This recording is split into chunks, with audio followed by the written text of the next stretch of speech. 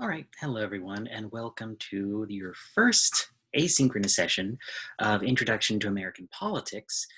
My name is Matt Lamb, and we are going to get started here by talking about some very, very fundamental things. We are going to talk about not necessarily American politics in and of itself, but we're going to start very, very fundamentally. We are going to talk about what the principal concepts are that we need to understand in order to understand how American politics operates, and more importantly, why American governance and politics exists in the first place.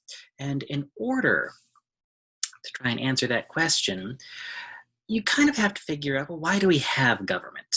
Why do we bother to operate in a world where there are people who can make rules, regulations, and ultimately have some kind of power over us? Well, in order to answer that question, you first have to think to yourself, what would be the world without government? So, political philosopher Thomas Hobbes called this imaginary world in which humanity existed without any sort of government, law, or regulation as a state of nature.